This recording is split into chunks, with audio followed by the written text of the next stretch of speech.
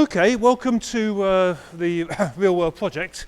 I see the numbers are a bit low today, but we'll just have to bear with it.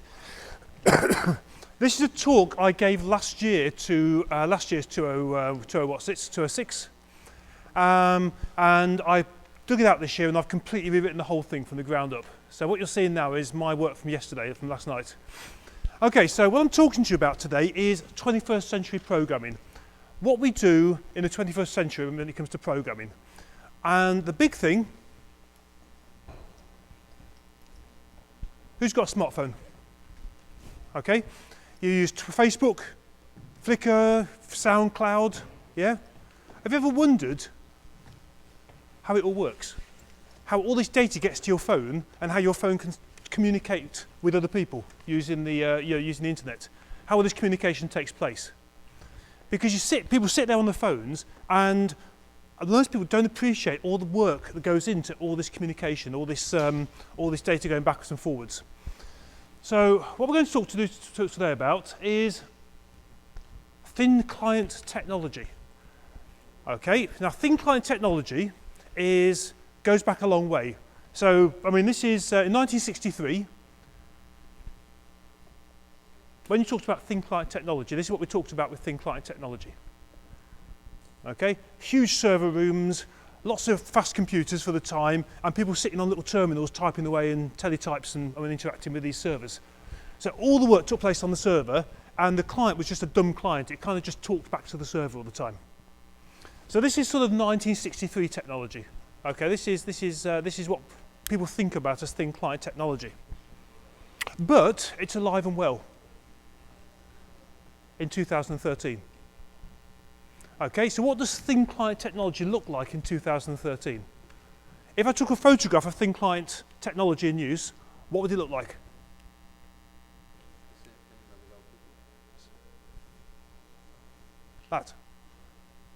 That is the new version of thin client technology. Because your phone, when you're working on the Facebook app and you're interacting with it, most of the work is happening elsewhere on the server. And it's a centralized server that allows these apps to communicate with each other, so you can see your friends' profile pictures. So this is how thin client technology looks in 2013. Same concept. Same idea. Everything comes around in circles again. Those who did French at school. What does it mean? Okay, what's it mean though? Translate it for me. Yeah? Go. Yes? Yes. The more things change, the more they stay the same. So all the technology is totally changed, but the way we use the technology hasn't changed in 60, 70 years. We use the technology in the same way we always have done, or at least from a programming point of view we have. So, 20th century client server, this is how things used to be. There's your big mainframe, and that's the sort of technology I was using in my first job. Big mainframe, and that IBM terminal was the very first terminal I used for my first computing job. That's the technology we're using, VMware sort of equivalent. So what happens is, you've got your big servers, you've got your dumb clients which interact with it, and the thing connecting them together is that little cable between the two, isn't it? You've got a little cable connecting your servers to your clients, coax cable, and so on. So, if that's how 20th century looks, let's have a look at 21st century. Okay, we still have a huge server, just like we did years ago, but this time, instead of the sort of thin client little dumb terminals, we've now got our smartphones. We're acting as a client. But connecting the two together, you haven't got all these network cables. What you have, you've got the cloud. So all that's happened is the communication has moved onto the cloud, the internet, the World Wide Web. The servers are still there, the clients are still there, it's just how we see things is slightly different. So that's our 21st century client server technology. And what we basically have on the internet are hundreds and hundreds of different servers all talking to each other. That's basically all it is. You've got your university servers, your Twitter, your LinkedIn, your Google Maps, they're all sitting there on servers and they talk to each other. How do they talk to each other? How do you interact with the internet, with the World Wide Web? You've got the same language. So what language does the data come to you in? Well, apart from English. Some of you are doing 205, I'm guessing you probably know this. It is, but what's protocol? What's the data? What data format is coming through? No, that's the protocol. What's the format of the data? HTML. HTML. It's HTML tags, yeah? HTML is brilliant. It's fantastic technology, but it's human readable, isn't it?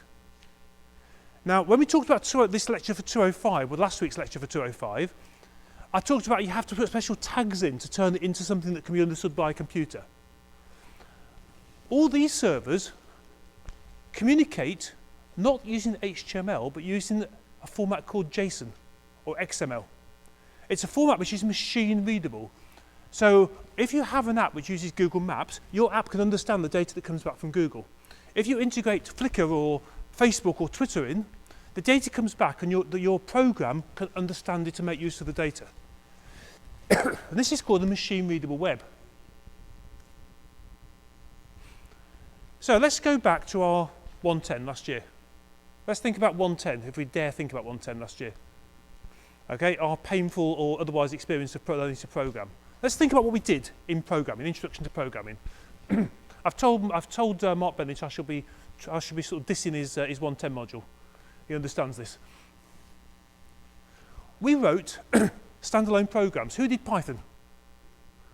Okay, did you communicate with anything outside your computer? Who did C++? Did you deal with any data from outside your computer? Okay, that's interesting, isn't it? So the way you've been learning programming is all the data's there on your computer.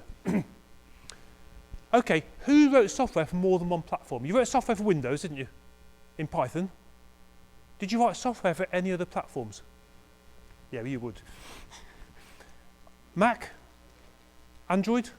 But was that on the course though, or was that on the 110? No, that's your own stuff, isn't it? So think about how you were taught programming here at the university. So you were taught to write standalone programs on one platform, on the Windows computer. Yes? Yes, you were learning it. That's all right. It's a slightly, yes, I know this. I'll make it up to Mark after this. Most of your programs you built from scratch, or at least you were given the frameworks to work with. Is that true? From Hello World, and you built your programs up and you started to learn. Okay. So you built programs from scratch on a single platform with localized data. And you worked on the desktop. Despite the fact that there are more smartphones and tablets out there than there are desktop computers, you were learning programming on desktop computers. So what I'm going to show you today is this is where you are at the moment, and this is where you need to be if you're going to move forward with your programming. And finally, when you tested your programs, did you test it on any other computer apart from your development computer? Did you do user testing? No. So I've vetted Mark before I came to find out what you did. So let's think about how programmers work. This is how programmers work in the industry. This is where I came from. So this is how teams of programmers work in the real world. Everything is on the cloud. And I mean everything. 90% of programming now takes place on the cloud. So you're talking about working on remote servers, on different systems. Communication is through web services.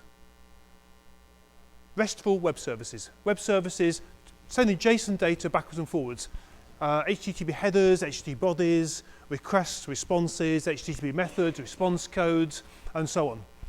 That's how most data is transferred nowadays. Do you want to very quickly just drop the catch on the door? I'm competing against the music outside. Would you mind just... I put a little thing against it. Just kick it out of the way. Make sure you're this side of the door when you've kicked it. Thank you. So, open standards.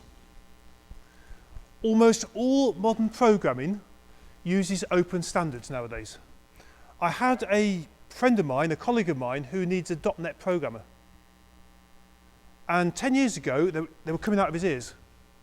He can't find a single .NET programmer to do these projects. The proprietary technologies have died. Okay, no one's using them anymore.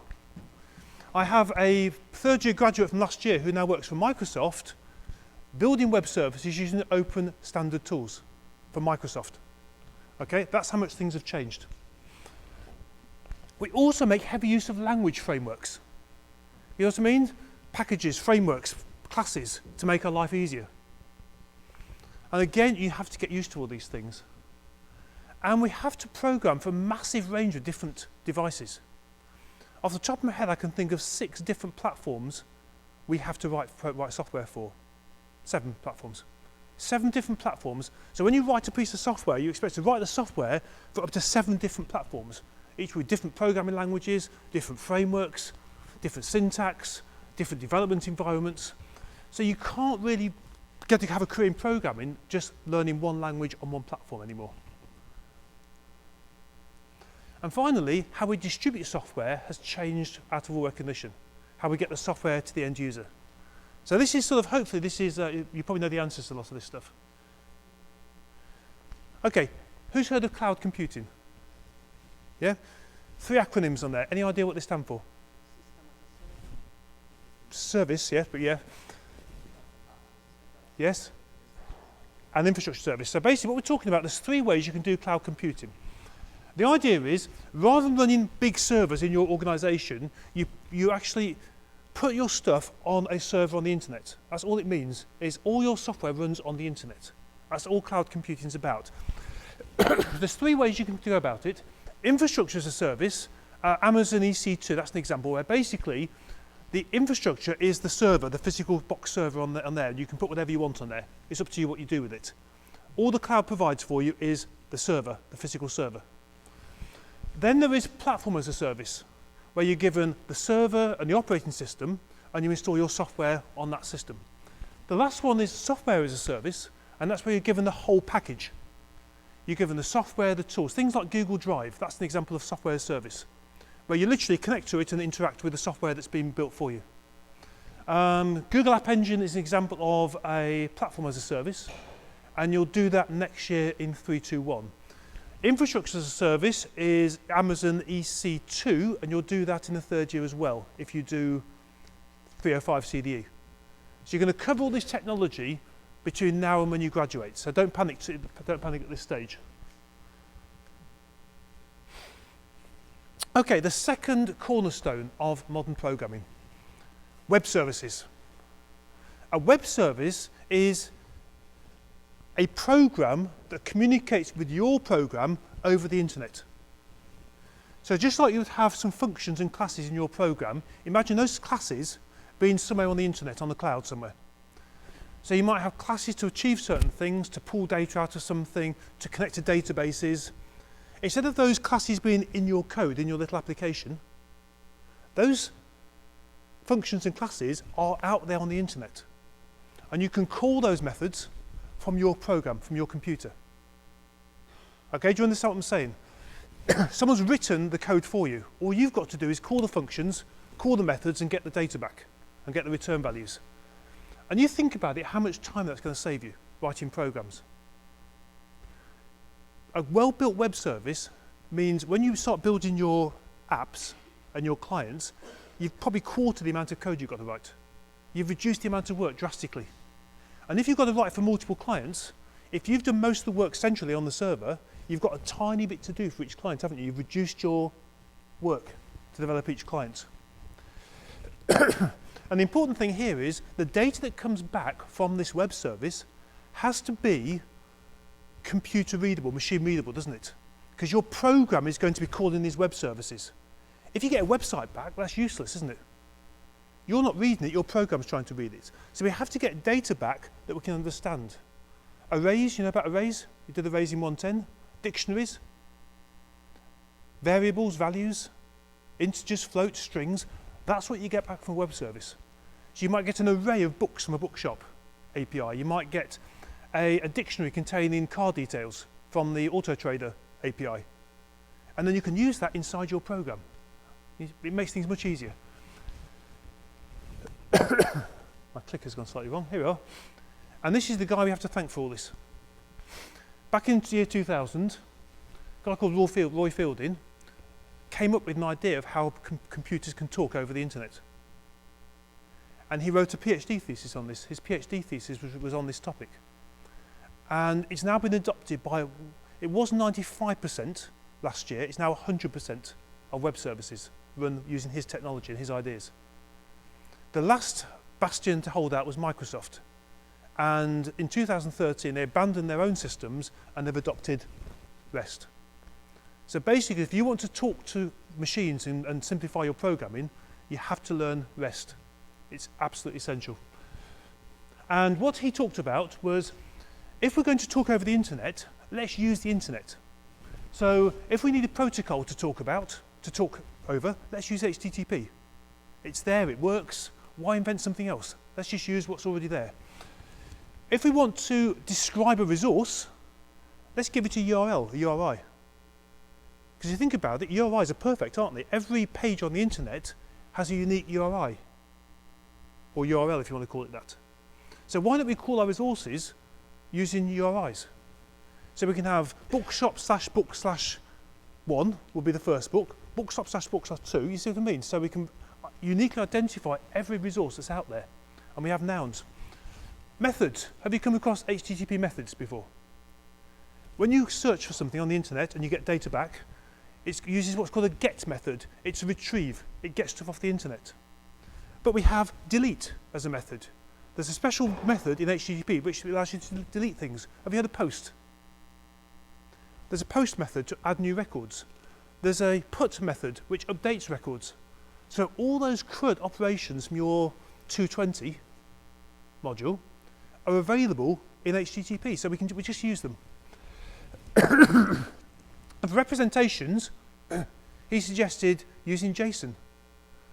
JSON stands for JavaScript Object Notation, and it's a very neat way of describing strings, integers, floats, dictionaries, arrays, very concisely and very precisely and very tightly and concisely. So we've got everything we need thanks to this guy. And this means this is what's facilitated all these social media apps on your phone. This guy's work. Okay, so he's very important. Next key to concept is open standards. Open standards are a standard which everyone's agreed to. So JSON, for example, is a standard. It's an open standard, which means anyone can use JSON. They haven't got to pay licenses. They haven't got to rely on one company to support it. It's freely available. HTML is another open standard. CSS is another open standard. HTTP is another open standard. The benefits of everyone using open standards are, first of all, you're not restricted by one manufacturer. So if one manufacturer goes burst or starts charging licenses, you're not stuck. And it means different systems can talk to each other, which means your BlackBerry phone can talk to your Windows server.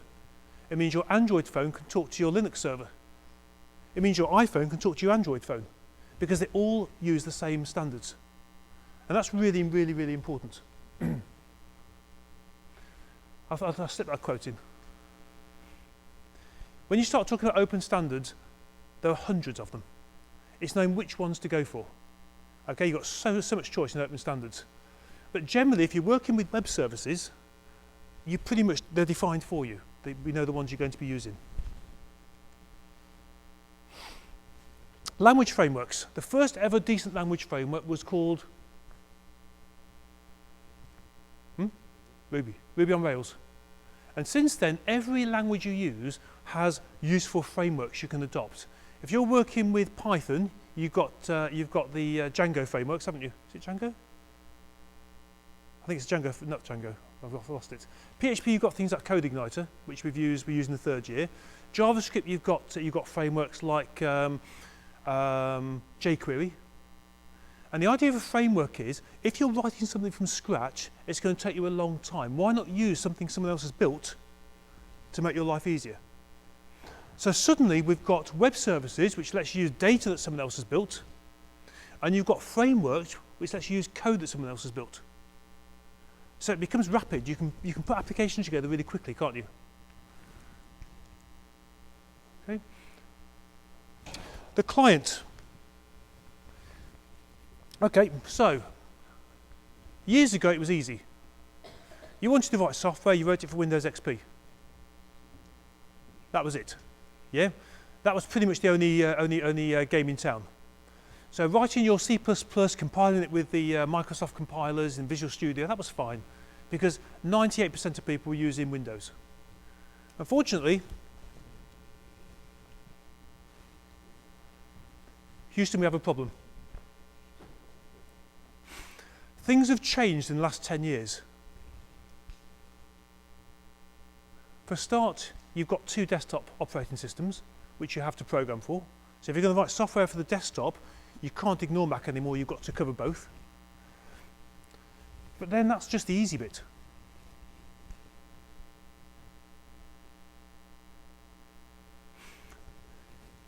One, two, three, four. Damn, we've gone from 1 client to 6 clients. And the trouble is, each of these clients has a different set of frameworks, and often different languages. So we've got Objective-C, we've got .NET as well, we've got Java, we've got Objective-C there with a different framework, we've got C++ for BlackBerry, or Java or HTML or JavaScript because they can't decide what they're going to go for. So suddenly we have a problem, and you've got to learn to program for multiple platforms. So if you're developing as a 21st century programmer, there are the 6 platforms. I mean, hopefully it'll be 5 very soon, won't it? Yeah, give it a few months, it'll be 5. Yes. And then another problem you've got is not only the languages, you've actually got encoding issues and all sorts of.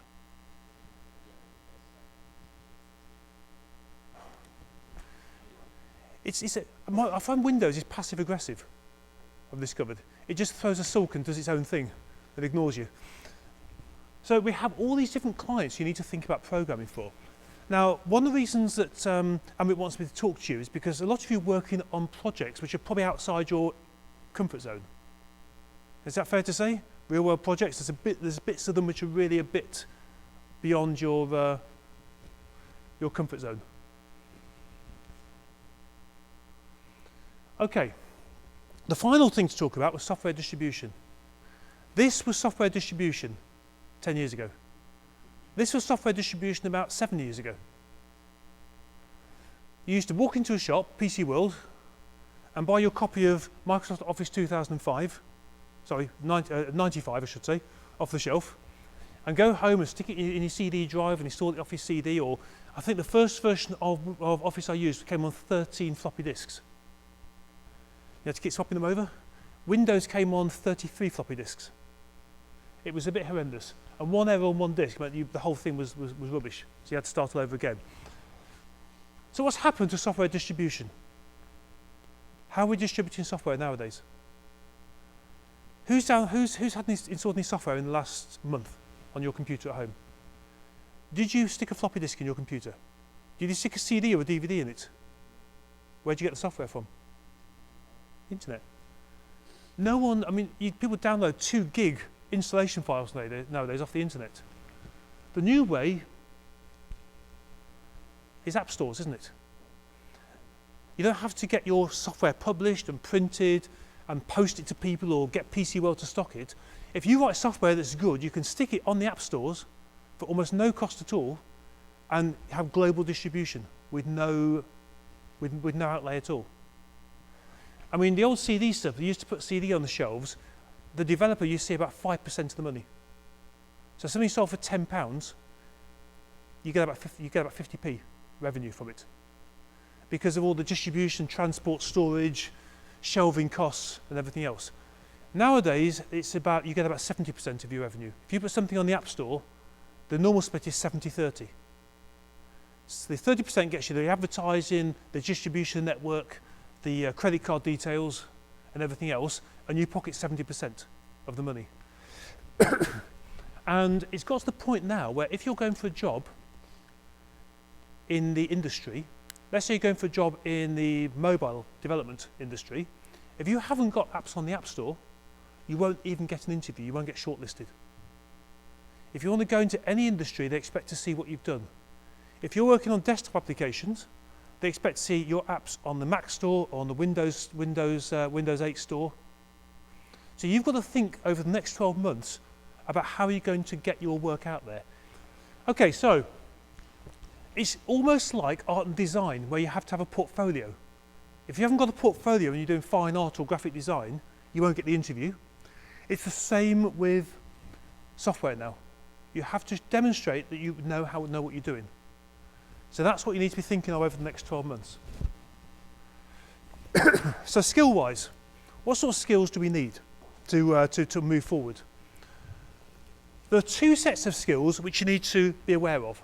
There are client skills and there are server skills. And if you're going to be successful, you probably need both, or be very, very good at one of them. So on the client skills, you need to be able to develop web applications, web apps. Websites that look like a native app when you run them on a web browser on the phone.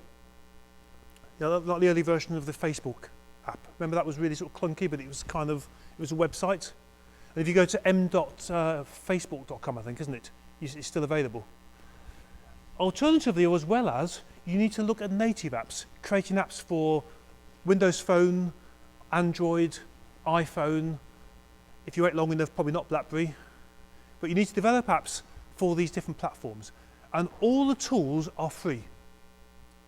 The tools are completely free. You can download them and start playing with them and learn as you go. On the server side, there are two sets of skills you need. You need to have a pretty damn good understanding of databases, normalization, optimization, indexes, free text searching, and so on. The great thing is, of course, all databases use SQL, don't they? So once you've learned it on one platform, apart from Access, well, that's not a database, so I rest my case. And? Yeah, but that's not an SQL database, is it? That's not a relational database. There are things called object databases, which we won't scare you with until the third year. And you need to understand server-side scripting, whether it's PHP, Python, Perl, and some frameworks to allow you to build your web services. So the students I deal with in the third year fall into one of three camps. Either they are excellent server-side scripters and can build APIs, like that, or they love developing client apps, they do iPhone application development, Android application development, or they're jack of all trades, they can do a bit of both. And generally, if you've got one of those three sets of skills, you will get jobs. There's jobs out there. There are lots of jobs out there for these technologies. Okay, so to help you this year with your real-world projects, I've put together two teams. These are the teams that teach my third-year modules. So the first team is my web service development team. So if you want to build a web service as part of your final year project, or as part of your real-world project, there are a few people that can help you with this. And this is my web services team. You probably know a lot of them already, don't you? Tedja, myself, Ahmed, and Julian, who's kind of waving us from a distance. Okay, so if you need help with web service development, those are the four people who you can talk to about. This presentation is going to be live on your Moodle as soon as we finish this. I've asked Amrit to hold fire because I want to give you a surprise. So that's the web service team. And if you're thinking seriously about this and want to build your portfolio up, this is a really good opportunity to do so. The other team is the smartphone development team. If you want help developing smartphone clients, okay, then you need these people. These are the smartphone development guys.